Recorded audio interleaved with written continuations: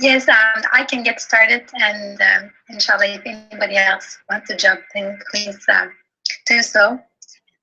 Last time, among the things that we did was to look at verse 17 and 18. And what stayed with me was the parable in verse 18, verse 17, where it talked about parable of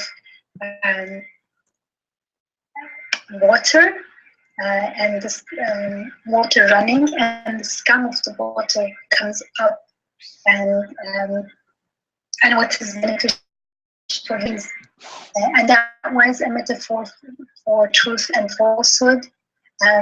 Falsehood is it's pushed up to the surface, and it's really it doesn't have any endurance. It comes up and then it vanishes. Whereas truth, and that's the connection with the real, which is transcendent, is our creator. That connection, that truth of Tawheed, that's the permanent one, and that's the one that stays. And looking back, this theme was number one thing that comes to my mind from last class. Is there anyone else who wants to share anything else?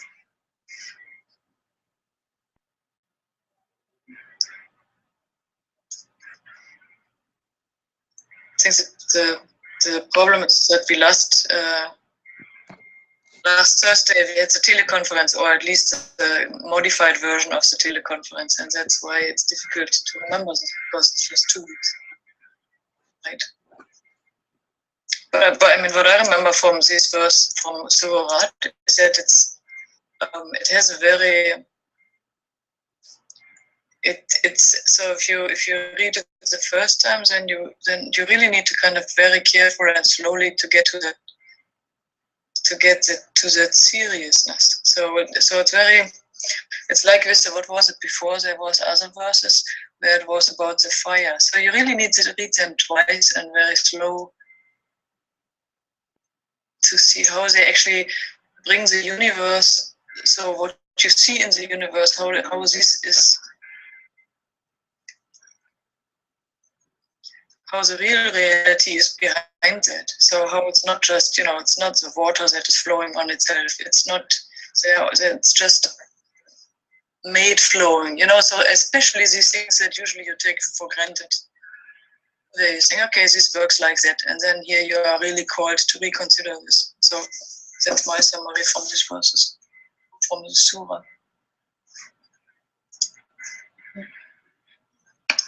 Assalamu alaikum.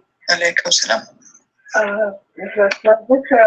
I think last time Yamina had told us to give other examples as well, and we had talked about about first of all the water, the scum, the froth, whatever you want to call it, and then the ore. In metallurgy, the ores are removed to purify the metals like gold, silver, and iron. And she said other examples as well. And I think a tazkiyah would be enough there. And then how about fasting?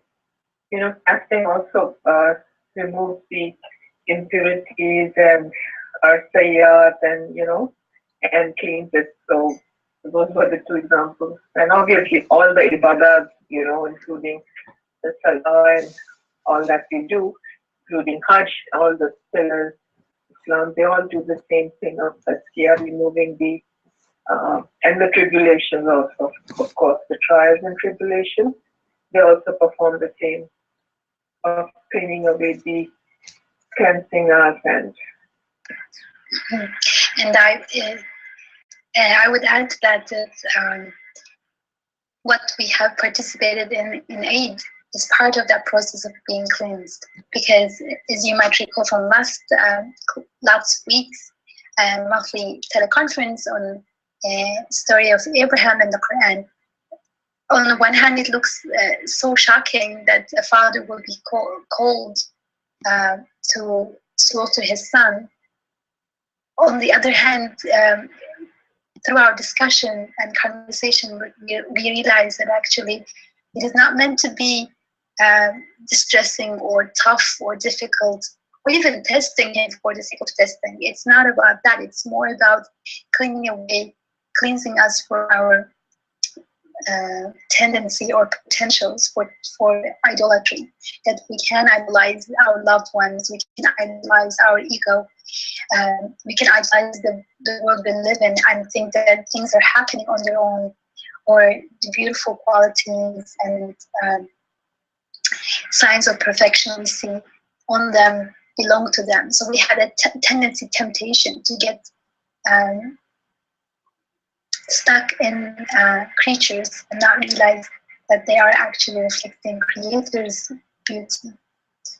And so that ritual of sacrificing an animal is meant again to clean away that scum and bring us back to Tawheed, that groundedness, that connects back to the verse really nicely, because initially when I first read the verse 17 and 18, which we discussed in our previous study, right after verse 16, I was like, what is the connection? Now it jumped into a parable, but then as we discussed, it became clear that it's not jumping into a metaphor from a discussion of nature. It's really the reference to the world, to nature in verse 16, is clarifying, as Andrea is saying, that there is this reality before our eyes, and that reality is inviting us to see that whatever is happening cannot be happening on its own, that there is somebody behind it at every moment, not just once upon a time, but every moment.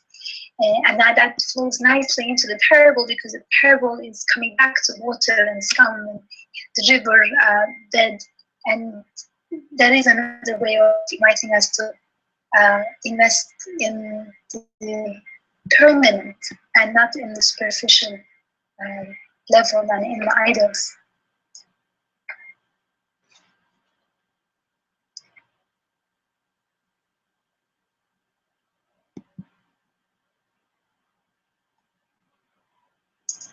Okay, then maybe let's continue now with verse 18, 19. Yamina, if you would like to take the mic, and we start with Hangout. Inshallah. أعوذ بالله من الشيطان الرجيم. بسم الله الرحمن الرحيم. والحمد لله رب العالمين، والصلاة والسلام على رسولنا محمد وعلى آله وصحبه أجمعين. اللهم أرنا الحق حقا وارزقنا اتباعه، وارنا الباطل باطلا وارزقنا اجتنابه. آمين آمين آمين. والحمد لله رب العالمين. So welcome back to Always Receiving Noor's weekly reflections on Surat Al-Ra'd. May we always be open, may our hearts be open to receiving the Noor of divine guidance in this Surat Al-Ra'd, and may we strive, inshallah, to live with that guidance. To live with that guidance and live that guidance, inshallah, embody it in our lives. So, as we were reminded last class, which was 2 weeks ago, we reflected on the message of ayat 17 and 18 of Surat Al-Ra'd. And there were two metaphors in ayah 17, sorry. And the point of the metaphor was to remind us that truth is like the ore of the metal. It is permanent and beneficial, and it is rahmah and shifa, healing. The while falsehood, batil, and false beliefs, because falsehood is really those hidden false beliefs that we are not always aware of, and that show themselves in the form of anxieties and fears and insecurities, in the form of attachments to things other than God, than our Rabb, And this falsehood, these false beliefs are all perishing and useless. And actually, more than useless, they are harmful. And in Ayah 18, we're reminded that those who base their lives on those false and baseless and impermanent scum-like beliefs, scum-like life or worldview, they will wake up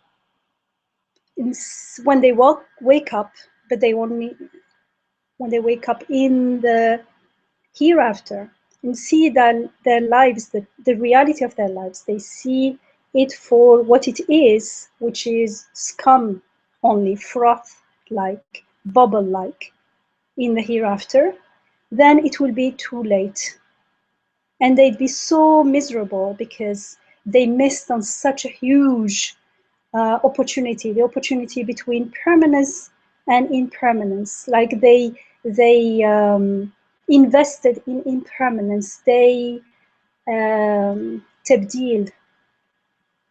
They bought impermanence for the price of permanence. They were scammed. They scammed themselves.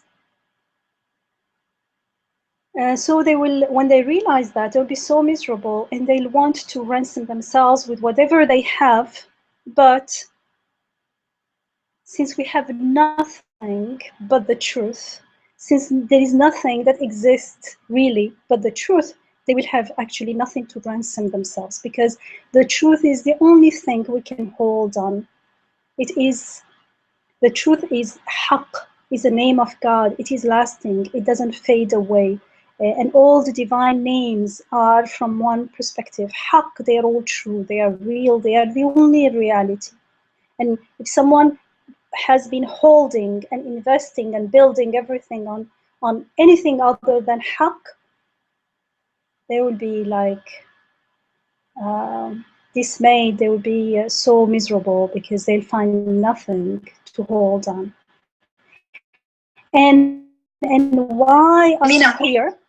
Just let me just, like, why is this mentioned here? I can wait.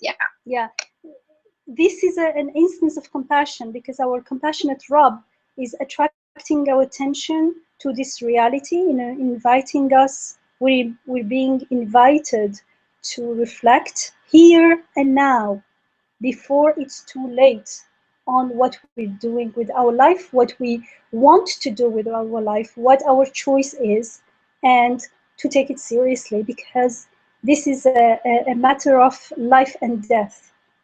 And what we think death is not something that will happen in I don't know how many years. We are walking towards the hereafter every day. And so we're building our hereafter. And we will find what we already have been building and sowing. We will reap what we sow in this life. Yes, Esther. And just wanted to ask you if you would like to say a few more words about when you were contrasting scam versus truth, and you said something like beautiful names of God are the reality, or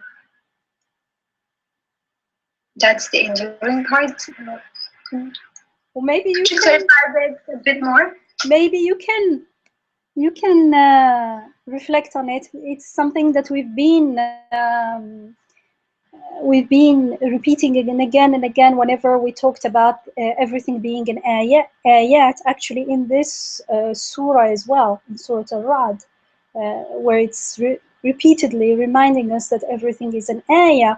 And so if it's an ayah, there is part of it that looks to the ayah. Remember, is a sign. It has two parts: the thing itself, and for instance, water itself, and the physical, impermanent, fani, transient part, and the significative, the sign part of it, the message it bears from beyond, from the transcendent world, from the unseen world.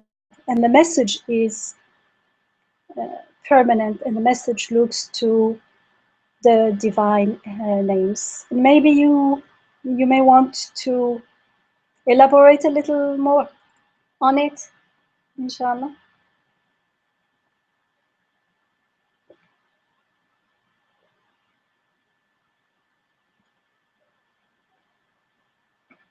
Yeah, is there anyone who wants to reflect on this, or try and see what does it mean for the world, to world's reality to be beautiful names, Asma al-Husna, beautiful names of God? Does this ring any bell with you, or does this mean anything to any of you?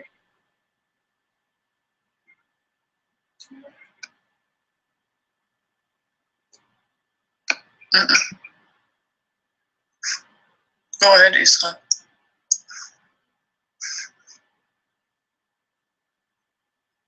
If you don't want that, I think we just continue. But I thought it was a question for you. Okay, so yeah, I thought I was just curious as to whether this could be a small conversation that we can have. Yeah, if I had something, then I would say something.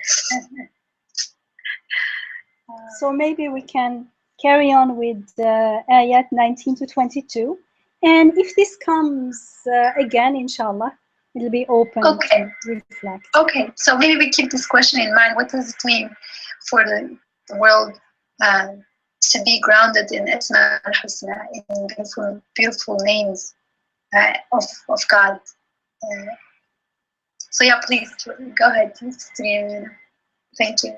So the next ayah is an English rendering of it is someone who knows that what has been sent to you by your sustainer, by your Rabb, is the truth. Be like someone who is blind. So someone who knows that what has been sent to the Prophet ﷺ is by his Rabb, is haqq. Is he like someone who is blind? Only those endowed with insight, only those endowed with understanding keep this in mind. And we'll get back to what it means. إِنَّمَا يَذَّكَّرُ أُولُو الْأَلْبَابِ. Here this ulul albab is translated in different ways because it's not easy to translate. So we will, if we have time, we'll pause on the meaning of these words and how the words are used in the Quran as well. And the next one, ayah 20, says, those who fulfill. So who are these ulul albab, those endowed with insight? They are those who fulfill God's pledge and do not break the covenant, and who connect together what God ordains to be connected, and stand in awe of their sustainer and fear an evil reckoning. And here, evil reckoning is Su' al-Hisab, which appears in ayah 18.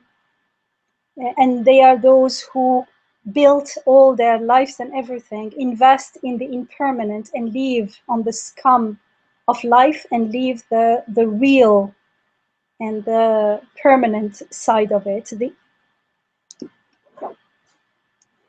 So these ones, these people, they stay in awe of their Rabb and fear an evil reckoning. They are aware of that.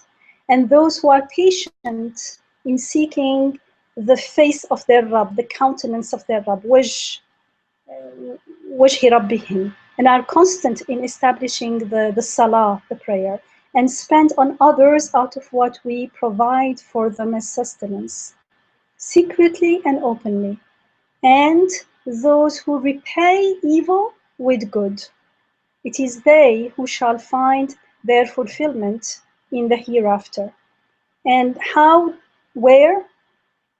It says, they will enter perpetual gardens. Some translate it as gardens of Eden, Jannatu Adnin, but in Arabic, Adn is Adanas, a place to make it home and to make it a perpetual home. So here, Adn has an Arabic meaning. It's not only Eden. So they will enter perpetual gardens, like paradise, along with their righteous ancestor, spouses, and descendants. And the angels will come onto them from every gate, and they will say to them, peace be upon you, salamun alaykum, because you have persevered, bima sabartum. How excellent then this fulfillment in the hereafter. And here again, فَنِعْمَ عُقْبَ الدَّارِ. Ni'mah here is how beautiful, how full of blessing, how full of ni'mah it is. So sometimes when in the translation, some connotations are automatically lost. So this is what happens to those who are aware that everything is a sign. Therefore, they follow the guidance of the Quran to find the permanent within the impermanent. And this is the description of those people. And afterwards, it will be the description of those who do not answer, do not follow the Rabb's guidance. So far, if it made sense, shall we read the original or not? I was not sure because I'm not sure about the audience. Or I will refer to the Arabic original when needed, inshallah. So I'll go back to Ayah 19, and in Ayah 19 we're told is someone who knows that what has been sent to the Prophet ﷺ by your Rabb is the truth, is the haqq. Is that one the same or like someone who is blind? Of course, they are not the same. Someone who knows that what is sent to the Prophet ﷺ, what is sent to us through the Quran, through the creation, through the ayat, is haqq, is not the same as someone who is blind. It means blind to the truth. And then it says, إِنَّمَا يَذَّكَّرُ أُولُو الْأَلْبَابِ. Only those possessors of albab, only ulul albab keep this in mind. Only they remember, only they know, they understand. So this ulul albab, which is translated understanding, is a key word here because the rest of the verses of the ayat are actually describing ulul albab. And so the following ayah describe them as those who fulfill God's pledge and do not break the covenant. And they connect together what God ordains to be connected. And they stand in awe of their Rabb, and they fear an evil reckoning. And they are patient in seeking the face of their Rabb. They are constant in establishing the prayer. They spend on others out of what Allah provides for them for their own sustenance, secretly and openly, and they repay evil with good. And I think the beauty of these these characteristics of Ulul Albab is it's telling us where they start. The unseen part, the invisible part, when they start doing the work, the inner work of tazkiyah within themselves. So what we see from outside is these people easily respond with, when something evil happens to them, they respond with goodness. They repay evil with good. And then when we look a little more, we see that they spend on others. They share whatever God gives them, whatever valuable thing they have, whether it's property or knowledge or compassion or anything, they share with others secretly and openly. And then we see that they are actually constant in establishing the prayer. The salat for them is a way of life. All their life revolves around it. And then we see that they are patient. They persevere. Patient here is more like persevering. Like they don't practice it one day and then leave it. No, they again and again seek the face of God. وَجْهِ رَبِّهِمْ. And we talked about it when we talked in one teleconference about everything is transient except وَجْهِ رَبِّ, the countenance of God, which means that part of things that looks to our Rabb, the sign aspect of things that connects us back to him. And the connection here is very important, because otherwise we won't understand what is it that they connect together. And I'm not going to get into details because that will be the assignment. What is it exactly that they are connecting? But I'm giving you the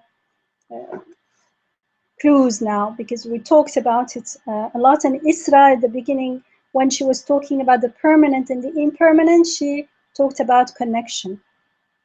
And so they, because they persist, they are patient in seeking the face of God, the face of their Rabb, the face of their Rabb in the world.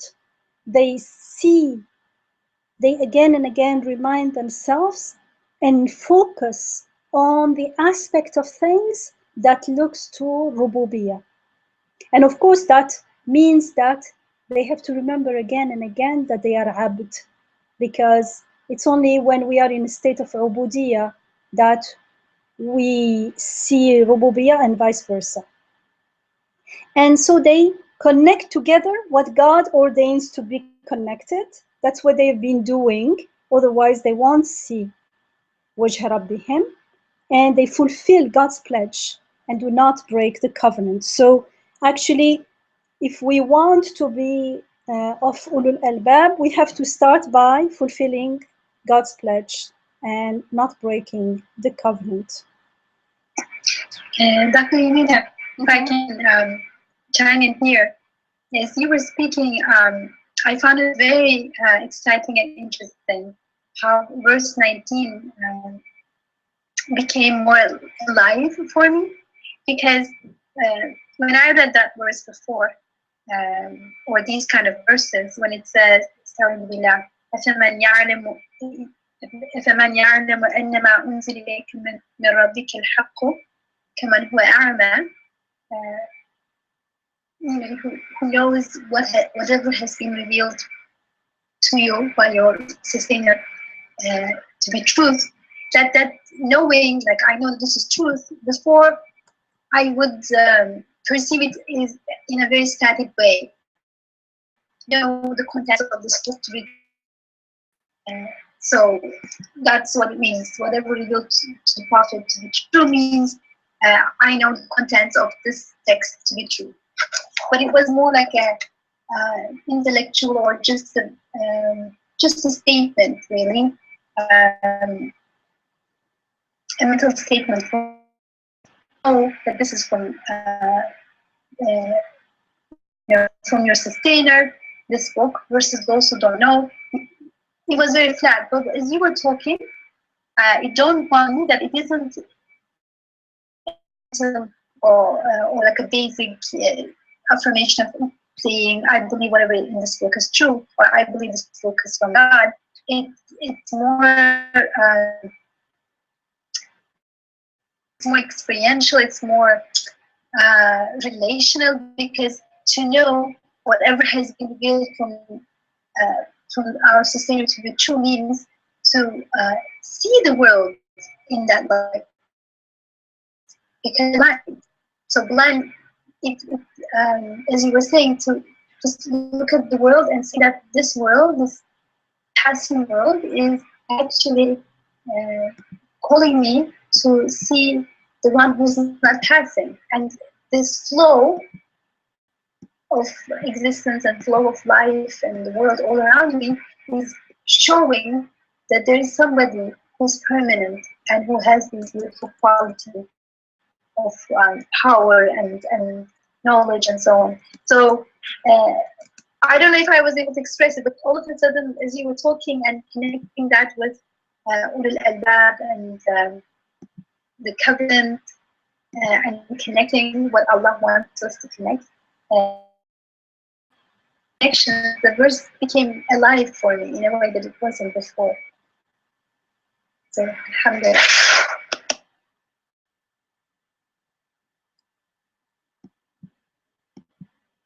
Yeah, thank you for.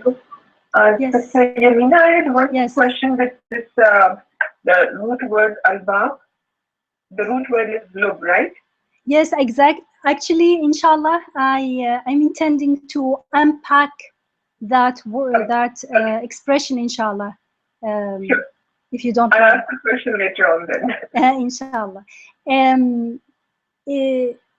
Thank you, Isra. While you were sharing your thoughts, what came to my mind was, you know, there is an ayah in the Quran, I think it's in Surat Al-Hajj, when it says, أفلم يسيروا في الأرض فتكون لهم قلوب يعقلون بها أو آذان يسمعون بها فإنها لا تعمى الأبصار ولكن تعمى القلوب التي في الصدور.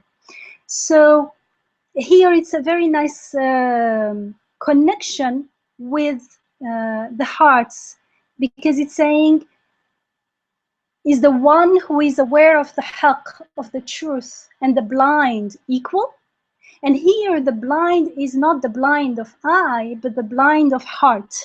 And it says in the Quran that it is not the eyes that are blind, but blind are the hearts which are within the breasts, within the chests, في الصدور. And it's interesting because just for your reference, it's Surah Hajj, Surah 22, verse 46. Okay, thank you. Sorry. So here, if the hearts are blind, and here there is a reference to blindness, and lub, as Isma was just said, al-bab is the plural of lub. And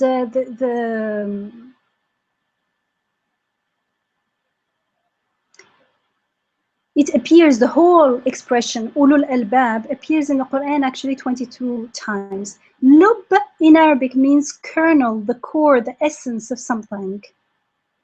And interestingly, in Islamic thought, lub has been understood as referring to a station of the heart, a maqam. So there are maqamat al-qulub, stations of the hearts, and one of them is the lub, and it's the innermost.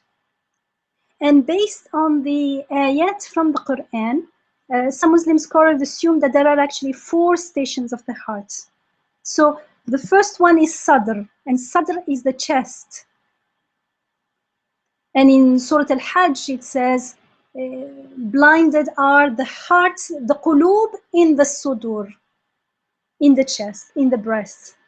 However, in many other instances, in those who read through the translations, sadr is often also translated as heart in the translation, in the English rendering of the Quran, and that's because it refers in some ways to the heart. So there is, I'll tell you roughly how it is, and then we will go back into the details. So sadr, which means literally chest, is seen as the seat of surrender. Surrender, Islam, taslim, happens in the chest, in the sadr, which is the most external part of the heart.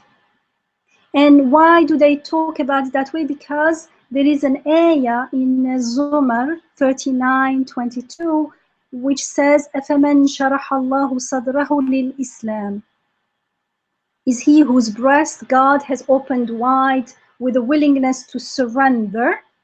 And it carries on. فهو على نور من ربه فويل للقاسية قلوبهم من ذكر الله أولئك في ضلال مبين. So here, because the ayah here refers to the heart as a breast or chest, as sadr, Allah opens our sadr to surrender to Islam. Sister Yamina, what's the number of that verse in Surah Zumar you said? 39 is Surah Zumar is 39 and the ayah is 22.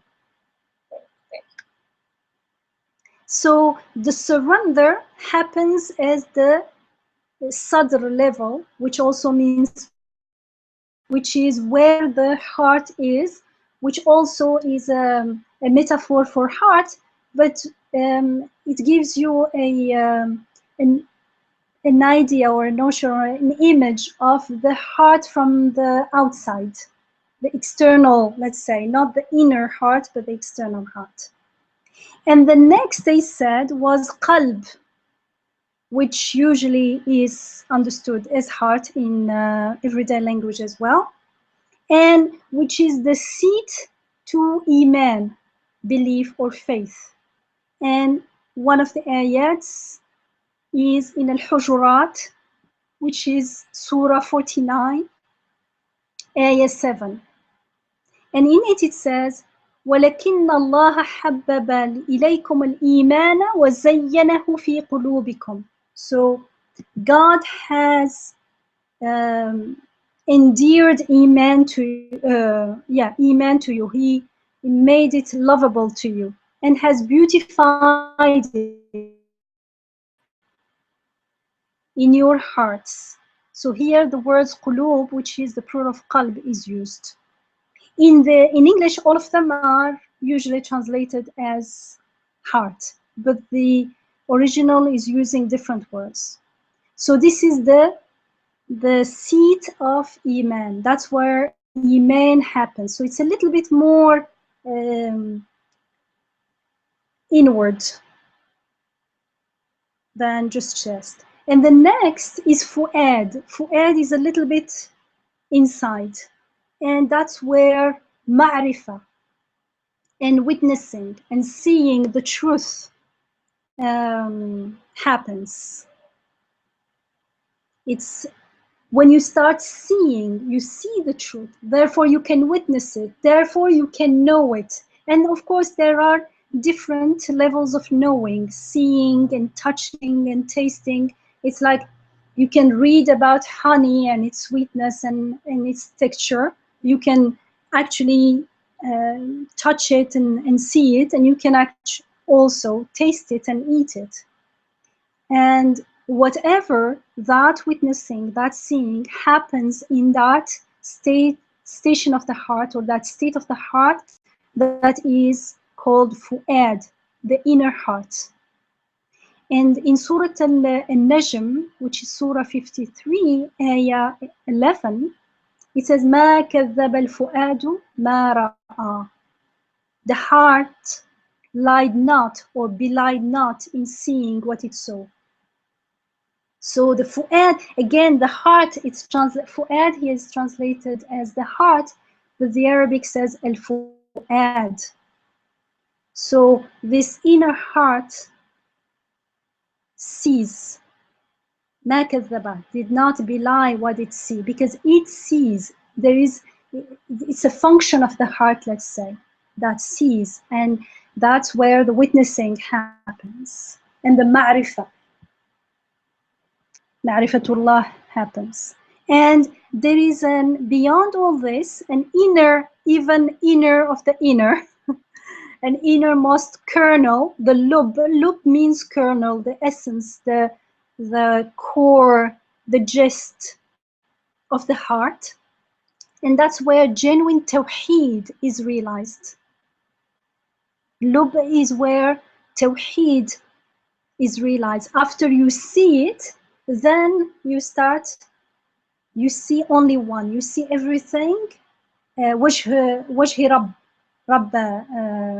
We see the face of our Rabb, which means we see the aspect of things that look to their creator. We see them as signs, as ayat, and we see the messages, and we see them as mirror reflecting the divine attributes. Everything becomes one, coming from one and telling us about the one.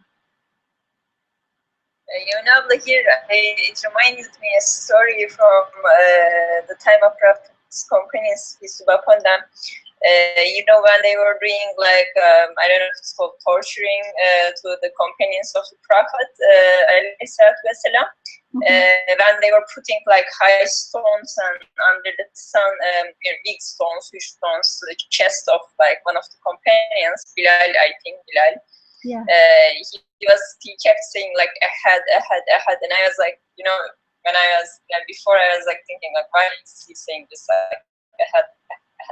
It reminded me of that, probably at that stage, as you said, he sees everything from one. That reminded me that story. I don't know if it is related, but yes, alhamdulillah. So lub here is the singular of albab. So ulul albab, the possessors of lubs. And if it's one person, it will be a person has a lub. And that's where the genuine tawheed is realized. And in Al Imran, which is the third surah in the Quran, in ayah 190, it's an ayah that it's very, very nice, because, and it comes actually with a rest. But in this ayah, it says, إن في خلق السماوات والأرض واختلاف الليل والنهار لآيات لأولي الألباب.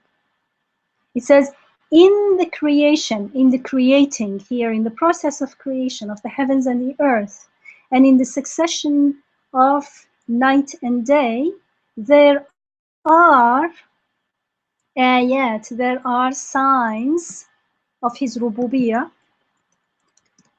for people of understanding, for ulil albab, let's say.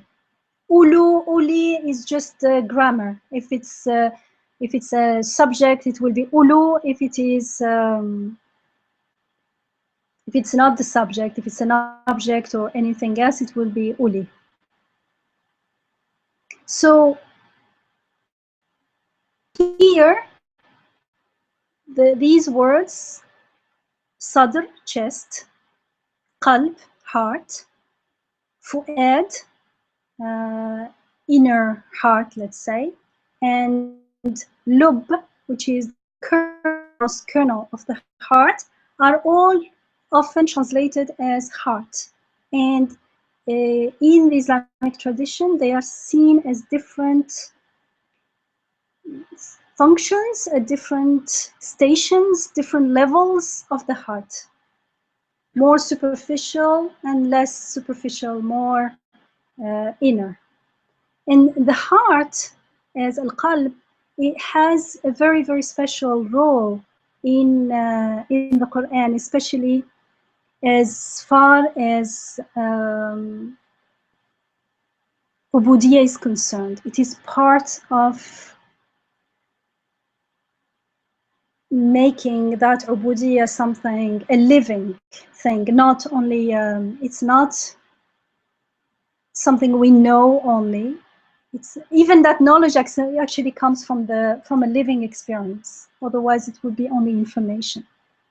So this actualization of ubudiyyah is very much interconnected with how our heart grows and develops and is purified, and is like the layers around it are peeled off, so that innermost we get in touch with the lub.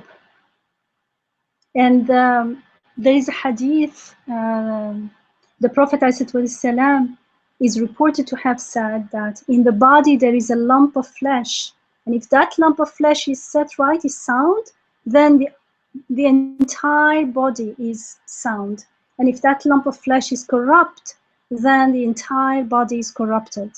And verily, he says, it is the heart, al-qalb.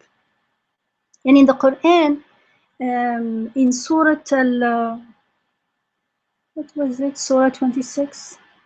In Surah 26, Prophet Ibrahim alayhi salam, he makes a long dua, a supplication to God, and he ends his supplication like this. He said, وَلَا تُخْزِنِ يَوْمَ يُبْعَثُونَ يَوْمَ لَا يَنْفَعُ مَالٌ وَلَا بَنُونَ إِلَّا مَنْ أَتَى اللَّهَ بِقَلْبٍ سَلِيمٍ. So it's very, very meaningful, very significant. He's saying, and do not put me, after all those supplications, at the end, he says, do not put me to shame on the day. He's talking about the day of judgment in the hereafter, when all shall be raised from the dead. The day on which neither wealth will be of any use, nor children. And when only he who comes before God, who will be not shamed, only the one who comes before God with qalbun salim, with the sound heart that the Prophet ﷺ talks about. If the heart is sound, then the whole human being is sound, and if the heart is corrupt, then everything is corrupt. It is the gist, as if the seed of the human being. And so this heart, we're told in the Quran, is the seat of comprehension, the seat of understanding, of insight, the seed, the seed, sorry, not the seed, the seed, it's the I don't want to say organ because like it will be physical, so I don't know how else to talk about it. So the heart is what understands divine guidance. And those who reject divine guidance are described in the Quran in Surah Al-A'raf, which is Surah 7, Ayah 179. They are described as people who have hearts with which they fail to understand the truth. So they have corrupted their hearts. So the hearts are handicapped. They cannot function. They were meant to function. They fail to understand the truth, whereas actually innately they were given the potential or the ability to understand the truth, to understand divine guidance.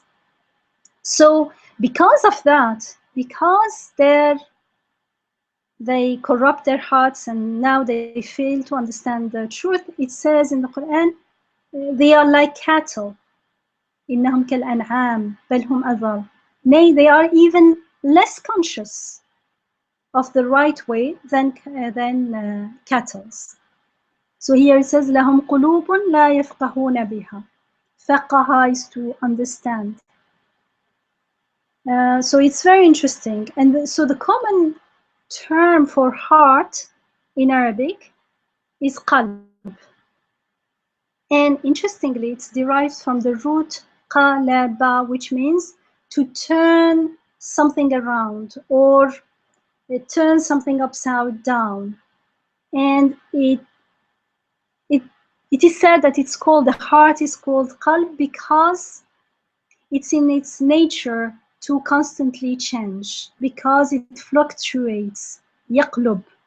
And some scholars said, and that's why it is fit, that's why it has the ability to understand the truth, because the truth is manifested in the world, is reflected in the world, in the ayat, through the manifestation of the divine attributes. And these manifestations, these reflections are always changing. That's the only way we know the infinite. That's the only way we get to know our Rabb, through his infinite, ever-changing manifestation of rububiyyah activities. And that's why the mind, the intellect, reason cannot understand, because it's very limited. But the heart has this, it's always changing, constantly changing, and therefore it is apt to understand what is always changing in the same time. And reasoning and understanding is a quality, a function of this heart. And so the heart can be sound, salim, or sick. فيه مرض, مريض. It can be live or dead. In the Quran, it's described as live or dead, all depending on what? On the beliefs it upholds. If the beliefs are sound, it is sound. If they are live, it is live. If they are corrupt, it is corrupt. And so it is seen as the true essence of the human being. The heart is the essence of the human being. And although qalb is the general term, as we just seen, other expressions are used to refer to the different states of the heart. Sadr, fu'ad, and lub. And sadr, we said, means the chest. And so it refers to heart at the utmost, at the external level, sorry. And at this level, humans that are not aware of their heart as qalb, or as fu'ad, or as lub, they are unaware of the inner nature of their hearts. And so God describes it as chest, as though the heart were hidden in the chest. Hidden from whom? From the person herself, from me. And interestingly, in Surat An-Nas, it says, الذي يوسوس في صدور الناس. So shaitan whispers in sudur, in the chests of people. Usually translated, in the translation, you will see in the hearts of people. But I think the difference here is very subtle and very beautiful, because shaitan doesn't whisper into the qalb, into our hearts, but into our chests. And that means the heart, subhanallah, is innately pure and sound. It is protected, and it is up to us, up to me, to keep it sound, or as it already was given to me, or corrupt it. So shaitan is not given access to our qulub, to our hearts. But we can choose to open the doors to him. He only can come to, like, let's say, at the threshold, at the door of the heart. He can come, he can whisper into the chest only. But it's up to me to take him seriously and believe in it and let it get into my heart and start feeling accordingly, according to those false beliefs. Or I don't let anything get into my heart. My heart is important, so I question it. I question what came to me, what was whispered to me, what come to my mind, we say. I question it, and if it doesn't make sense, I throw it out. I don't let it in. And so it doesn't corrupt my heart.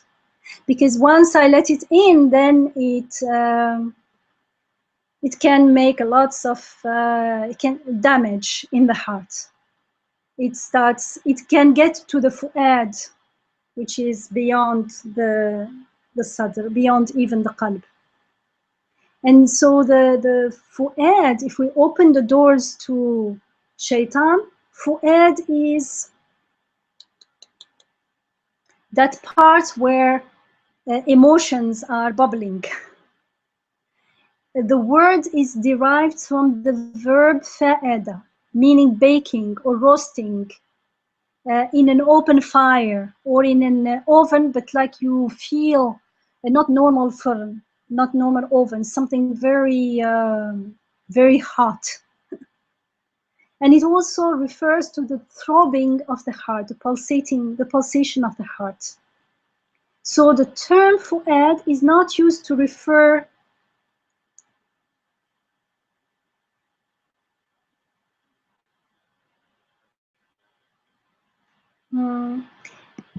it's used to refer to human emotions, you know, when they boil like fire. And there are 16, it's used 16 times in the Quran, all as fu'ad or af'ida. Fu'ad is the singular, 5 times in the singular and 11 times in the plural, af'idatun. So fu'ad is used when the heart is inflamed with emotion. It's used in the Quran to describe the heart when it's filled with either happiness or sadness or lust or frustration or anger or anything that is strong emotions. And so it's used for the mother of Musa alayhi salam, when the Quran describes her heart as فارغا. It says وأصبح فؤاد أم موسى فارغا. There came to be an aching void in the heart of the mother of Musa. But here heart is not qalb, but fu'ad. So after Musa's mother puts her son Musa, who is a newborn, into a basket and then puts the basket into the Nile, Musa's mother is very, very sad. So much that she becomes as though free of concern, as though Fuad, her inner heart, doesn't have any concern for anything else, because it was so full of fear, and she was so fearful, so bewildered, so confused. She didn't know what to do. It was like you blank out. You know, sometimes when you fear and you're just like in a state of panic and you say everything is blank, that's it. Farigan, empty here means, but it says empty, like a void, aching void, but in the fu'ad, which means the moment it doesn't say qalb, we understand that her heart is raging, it's inflamed with something else. And so God describes her heart in the Quran as fu'ad to describe how it was about to leave her chest, as if going out, because her heart was full of worry and sadness. And in the same ayah, it carries on and says, إِن كَادَتْ لَتُبْدِي بِهِ لَوْلَا أَنْ رَبَطْنَا عَلَى قَلْبِهَا. It's almost disclose this case, like to disclose that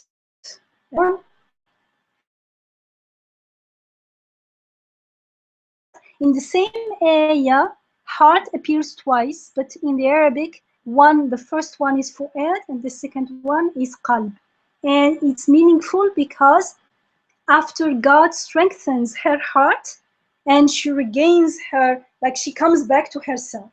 The first time it was like her heart was going out, bursting out of fear and worry and anxiety about her newborn. And suddenly God strengthens her heart and she regains her faith and trust in God, and she's grounded again. And now the term used is qalb, heart, not fu'ad.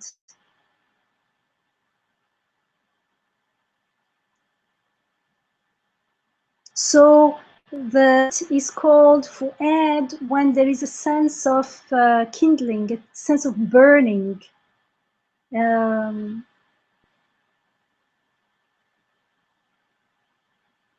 when our heart, when shaitan, when we let the waswasa, the whispering of shaitan gets into the heart, the qalb, from the chest into the qalb, then it can easily reach the fu'ad and it starts burning with emotions that we can't control anymore, because it's like a flame. Everything, it can burn everything, the whole human being. We become that emotion, and sometimes it's just uncontrollable. That emotion starts controlling us. And of course, it's also, this is when it's a whispering of shaitan, but when it's haqq, then that belief of haqq, when we let it in the heart, when it roots in the heart, then it enters the fu'ad and it creates or results from there. And there is a sense of excitement about the truth. It works both ways, in the negative and the positive. So the fu'ad is deeper than the qalb in the sense, and in this sense it is the place where witnessing takes place, because the witnessing, the seeing takes place when we actually live it, when we actually feel it, when it actually brings us, when it is haqq, it brings us excitement and happiness and a commitment to the truth.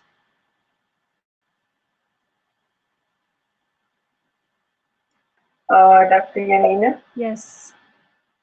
Can I ask a question now or shall I wait? Go ahead, please. Because this is very interesting and I've always wondered about this fuad. Now, fuad, you're saying, is a part of heart, and you know I have a background in neurology. I always think, because it is most of the time in the Quran associated with sama wal absar, well, you know, huwa afida or fuad, many times. So I thought this is an organ of perception, like, but you're saying it's emotion. It is emotions too, but I thought it's in the, not heart, but in the brain. Aren't they related? Like the perception?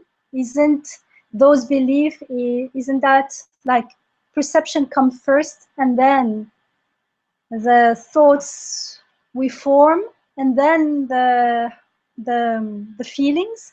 But the heart in the Quran is not only the seat of feelings. That's why we have sadr and qalb and fu'ad and lub. So the qalb is the one that understands. So the qalb is what deals with thoughts, because when perception comes before and after, actually, because it's a circle. It feeds into each other. The ones which I'm trying to quote, like in 2378 and I think it's in 1678, sama wal absar wal afida, la'allakum tashkurun wa ja'ala lakum as-sama wal absara. Yeah, yes. Yes. Usually, I thought, until unless there are two words, one of the brain in intellect, and because in the brain also we have an emotional brain. Mm-hmm. And for the heart, then it's a different, like, you know, the eyes of the heart, like Allah Subhanahu wa Ta'ala says, blind are not the people only who cannot physically see, but their hearts are blind. So I mean, there could be two kinds of sama, absar, wala feda. So that could be of brain, but normally when we see perception, sama wal absar, it is associated with that. So I thought it's a function of brain. From that, I'm, you know, I always think it is, but I don't know, Allah. It could be part of both heart and brain. Like, I never thought about it in that aspect, and here, that's why I didn't want to use the word intellect, like intellect being a function of the qalb here, because intellect is loaded with other connotations as well. But when you say brain here I'm not talking about the qalb as the physical organ, like the heart as the brain and the heart. So we're talking more about functions. And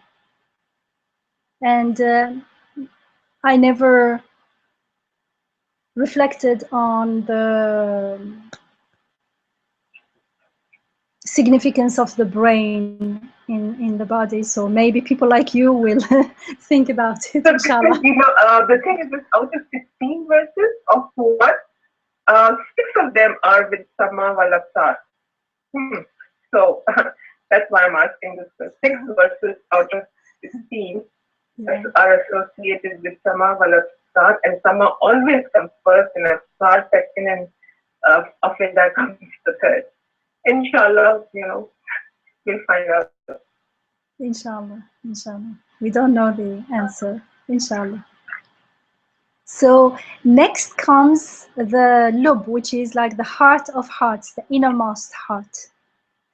And it's always used in the expression ulul albab in the Quran, which refers to the discerning believers. Ulul albab as the believers who can discern the truth from falsehood. And why they can do this? Because they are in touch with their innermost heart, that core that recognizes the ayat, the signs of God, that core that discerns, understands the truth, and therefore can discern it from falsehood. And so the lub is beyond the changeability of the qalb. Qalb, remember, is the one that's always changing. And it is free from the confusion or the confusing fiery emotions of the fu'ad. It's like that innermost part of the heart where there is peace, where there is oneness. Everything is one. It's Tawheed, the true, genuine Tawheed. So there is no changing or emotions. Even the emotion is like one.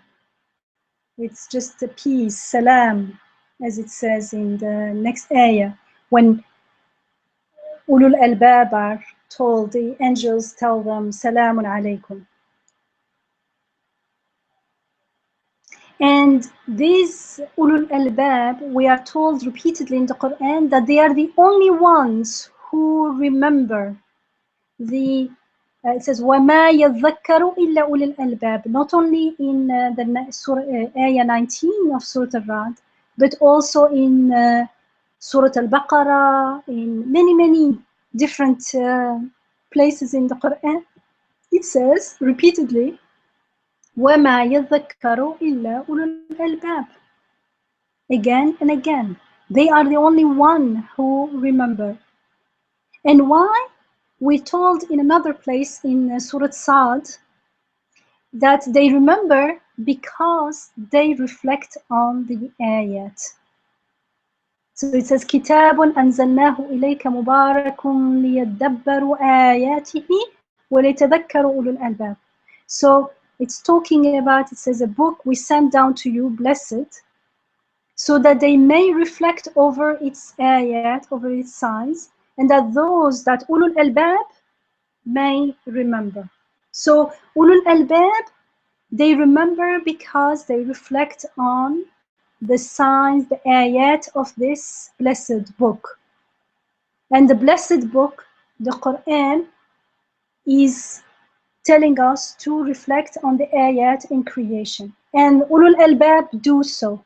Ulul albab are those who are in touch with themselves. Remember, the heart is the gist of who we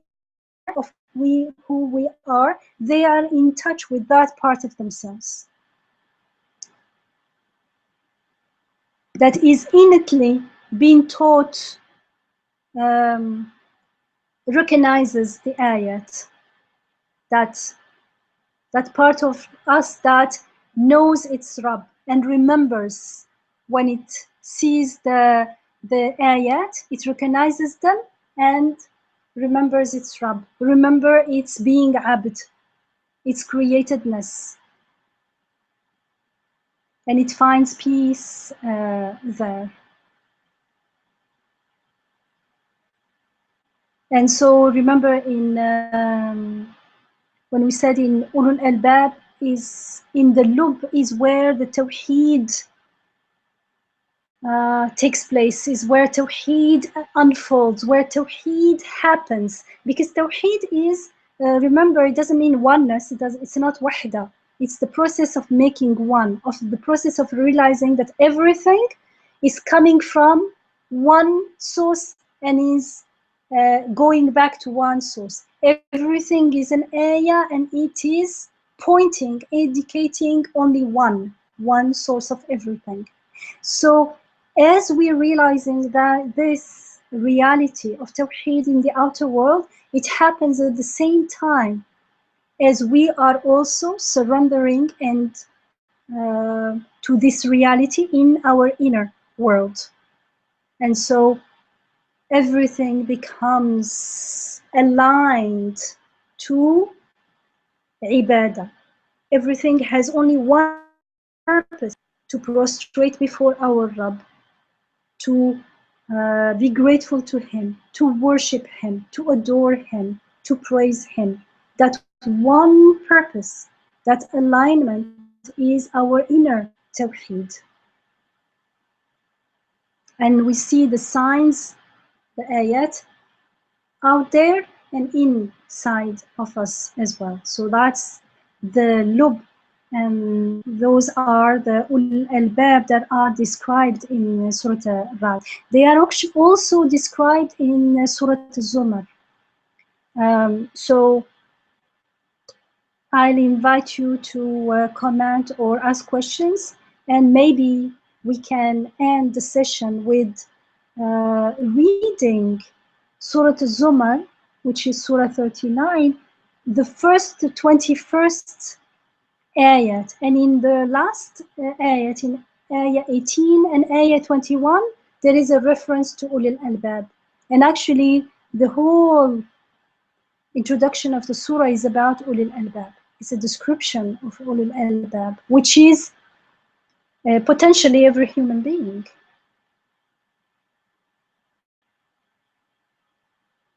And we're told here how to be Ulil Albab. Remember, first, fulfill God's pledge and do not break the covenant. Second, connect together what God ordains to be connected.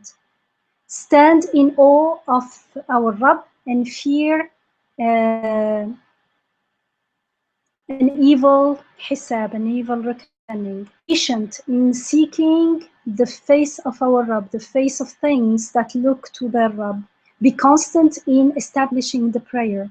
Spend on others whatever is given to us, secretly and openly, and repay evil with goodness and beautiful things.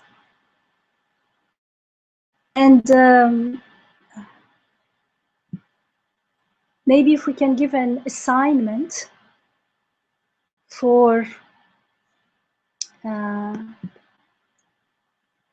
next week, inshallah, I'd like us to all reread Surah Al-Ra'd from the first ayah to ayah 21, inshallah. And let us reflect on the meaning. So first start with ayah 20 and 21 and go back to the beginning with that question in mind. You know, this is how you read texts when you have a question and you're looking for the answer. And reflect on the meaning of what is the covenant that ayah 20 is referring to. These ulul albab, they fulfill God's pledge and do not break the covenant. And what is it that they connect together? يَصِلُونَ مَا أَمَرَ اللَّهُ. What God ordains to be connected. What is it? Or to be joined. What is this? Inshallah. Inshallah, that will be the assignment. And if we don't have anything else to share, then I'd like to end with the first 21 ayat of Surah Al-Zumar. Maybe we don't have, I don't know if we have time, maybe we don't, to read the original. So just to give us an idea, I may just read an English translation, inshallah, or interpretation. I had one question. Sure. Oh, go ahead, sorry. One quick question, Dr. Yamina. Where is the site of fitra then? Where is the? Is the look fitra? Well, they're all part of fitra. Fitra is the way we are created in a certain way. So it is in the fitra of the heart to have a sadr station and a level of sadr and qalb and fu'ad and lub. So all of them are part of the fitra. And maybe, yeah. So fitra is a more general term. It refers to the way we've created. For instance, it is in the fitra of a cat to, what does the cat do? Meow? Meow? Catch mice. What does it do? Sorry, what does it do? In French? It catch mice. Oh, to catch mice, for instance, or the sound it makes. Is it to meow? Anyways, let's make it up. It's in its fitra. So even a cat that never seen a mouse before, the moment it sees it, even if it's an adult cat, it's going to recognize and jump. It's not in the fitra of human being to do that. And even if you keep a cat next to you for years and years, it will never start speaking the language we speak at home because it's not in its fitra. So fitra is something more general. I mean specific, but general compared to broader than the levels of the heart. It is in the fitra of the heart to have all these levels and all these functions. Inshallah. I think Hasna wanted to speak. Is that correct? At least you're unmuted. Not me. Thank you so much, Jazakallah, for that answer. They will read Surah Zumar, you said, right? Yeah. So in Surah, so we are mirroring two surahs, the first 21 verses of Surah Zumar. Inshallah will help us do our homework about the first 21 verses of Surah Ra'd. So Surah Zumar, why are we reading it? It's Surah 39, if you are following, because it is related, it describes the Ulul Albab as Surah Ra'd does in those few verses. So it says, descending, Tanzilul Kitab min Allah al-Aziz al-Hakim. The descending, the sending down of this, of the book from God, the Almighty, the Wise. We indeed have sent down this book with the truth. Therefore, worship God alone, mukhlisan lahu din.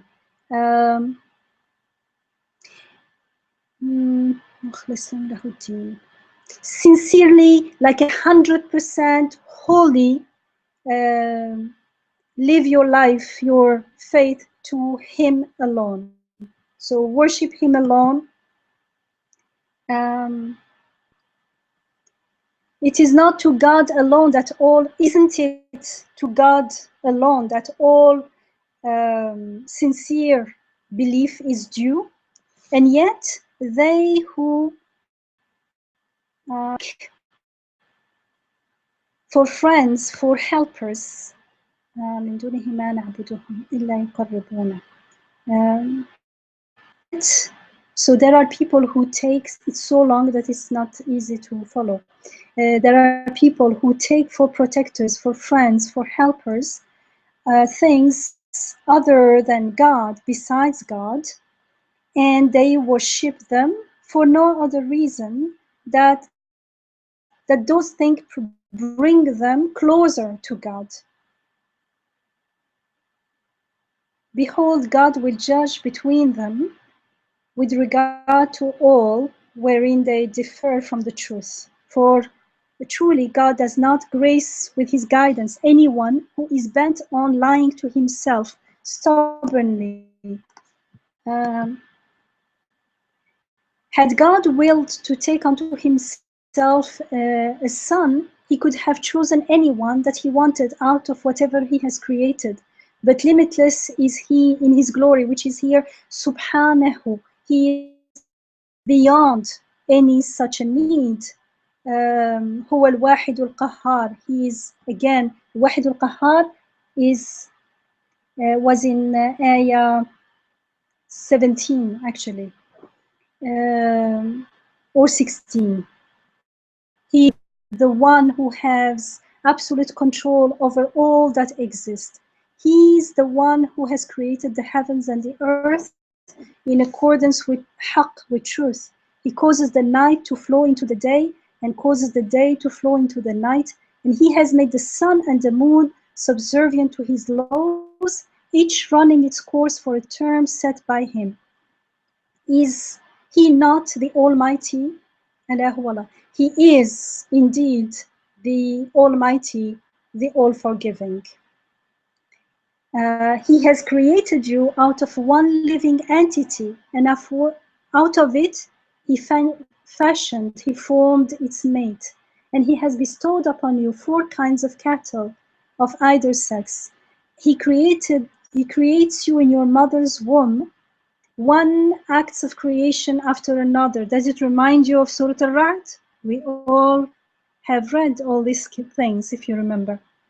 Yes. In yes. threefold depths of darkness.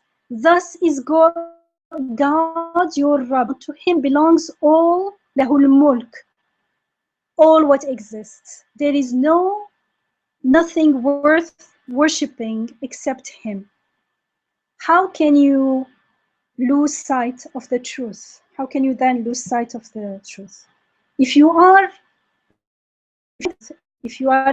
ingrate, if you are ungrateful and deny the truth, behold, God has no need of you. Nonetheless, he does not approve of ingratitude in his servants, ibad, whereas in his worshippers. Whereas if you show gratitude, he approves it in you, and no bearer of burdens shall be made to bear another's burden. In time, unto your Rabb you all must return, and then he will make you understand all that you were doing in life. Subhanallah. For verily he has full knowledge of what is in the hearts of man. That is sudur. So verily he knows, he has full knowledge of what is in the breasts here, sudur, the sadrs of people. So it's not only that day that he will tell us everything. He's telling us right now, here are willing to listen. Now, because that day will be too late.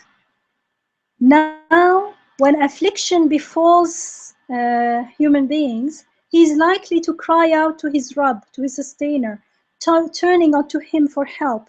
But as soon as God has bestowed upon him a boon by his grace, as soon as he helps him, he forgets, human being forgets his Rabb, whom he invoked before. And he claims that there are other powers that could rival God, as though other things matter in life, and thus leads others astray from his path, from God's path.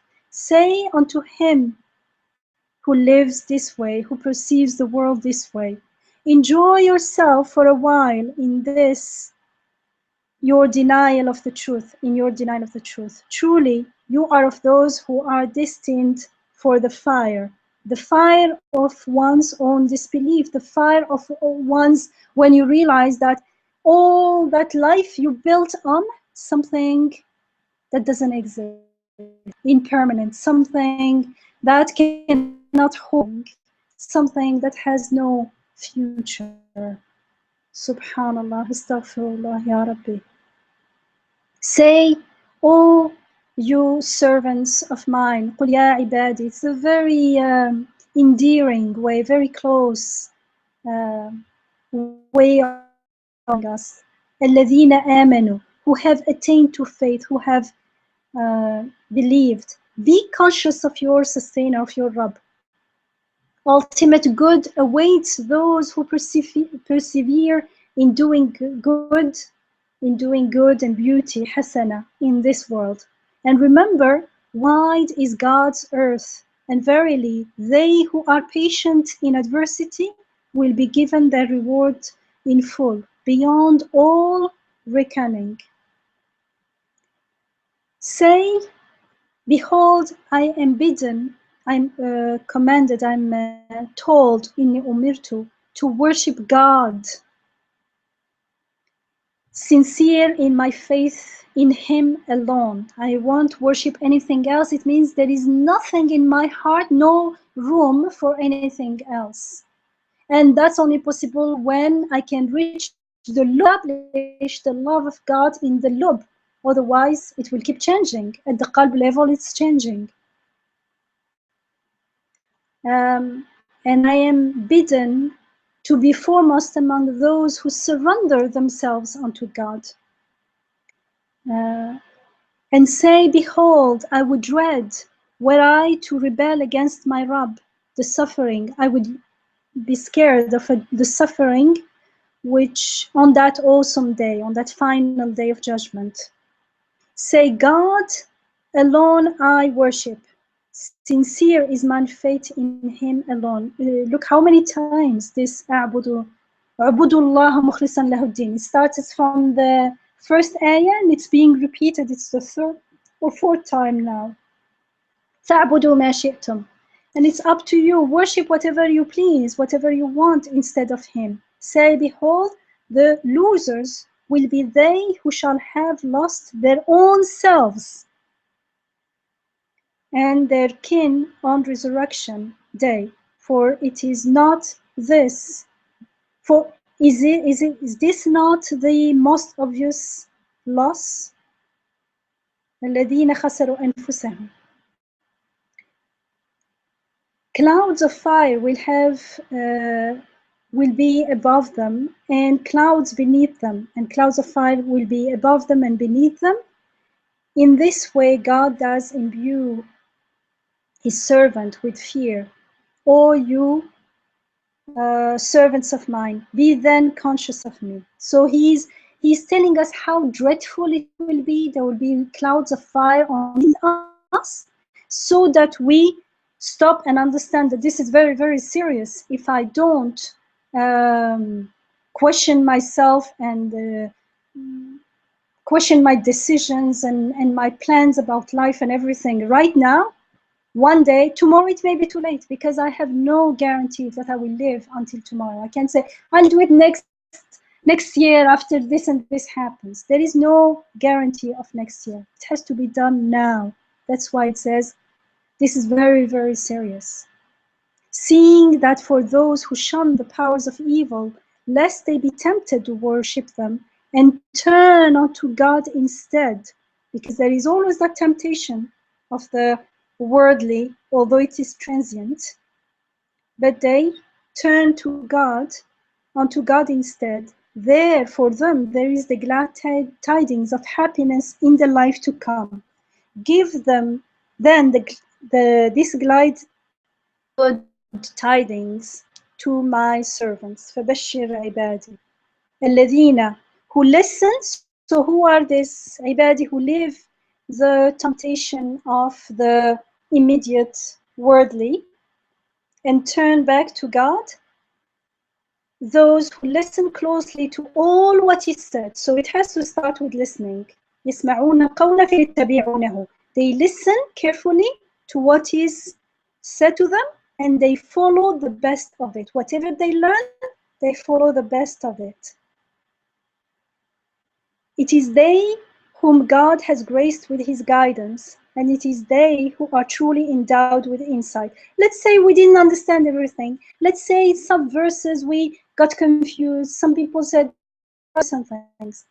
Can't you see all these beautiful other verses? Follow those ones, and Allah will open your heart, will guide you as to the are not clear about, instead of making an excuse to not follow the guidance. On the other hand, Could one on whom God's sentence of suffering has been passed be rescued? Could you perchance save one who is already in the fire, who is already in this world? Those who don't follow the guidance, they are already in the fire of transitoriness, because the inner heart, the lub, longs for that oneness, for that permanence, and it cannot find it, for something to hold on. It longs to connect to the permanent, connect to its Rabb. Sorry, as against this, they, sorry, in 18, I forgot to say to you that it was, and it is they who are truly endowed with insight, وَأُولَٰئِكَ هُمْ أُولُو الْأَلْبَابِ. So those who listen carefully and then follow what is best, the best of what they heard, they are those who God has graced with his guidance, and these people are ulul albab. And it says, and are you not aware that it is God who sends down water from the skies and then causes it to travel through the earth in the shape of springs? And then he brings forth thereby herbage of various hues, and then it withers. The grass becomes, withers, it dies, and you can see it turn yellow, and in the end he causes it to crumble to dust. Does it remind you the froth on the water, the transient, the falsehood that dies? Yes. And so إن في ذلك لذكرى لأولي الألباب. Verily, in all this, from 1 to here, there is indeed a reminder for أولي الألباب, for those endowed with insight. Alhamdulillah, alhamdulillah, subhanallah, subhanallah. اللهم أرنا الحق حقا وارزقنا اتباعه وأرنا الباطل باطلا وارزقنا اجتنابه وتب علينا يا تواب يا حكيم يا رحيم توبة نصوحا لنكون من الذين إذا فعلوا فاحشة أو ظلموا أنفسهم ذكروا الله فاستغفروا لذنوبهم ومن يغفر الذنوب إلا الله. نستغفر الله نستغفر الله نستغفر الله العظيم الكريم الرحيم الذي لا إله إلا هو الحي القيوم ونتوب إليه سبحانه. آمين والحمد لله رب العالمين. Thank you. Thank you very much, Yamina. I really appreciate that, how you go straight to the truth. I mean, how you emphasize it. So easy to get lost, at least for me, and I wish I'm getting better in that. Alhamdulillah. It just, the more you reflect on the ayat of the Quran, the more you get, it's just amazing how beautiful and how you can see the compassion, the beauty of the message. Alhamdulillah, it's a message of compassion, of guidance. I'm just grateful.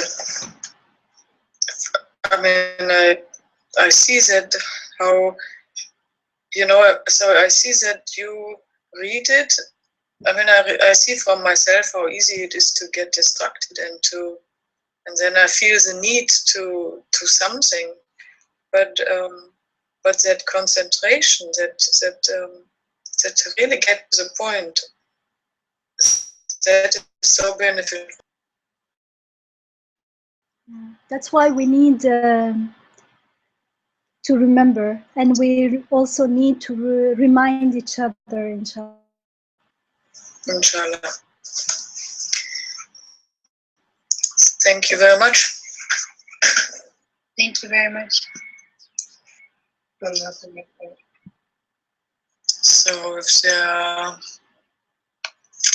no comments, then maybe I would like to remind us to the homework that was for this time, and it was to reread Surat, so it's actually an easy homework, and to start from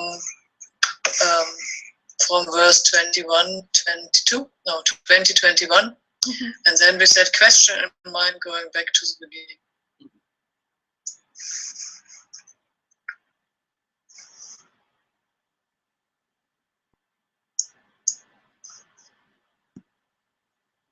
Inshallah. Hello.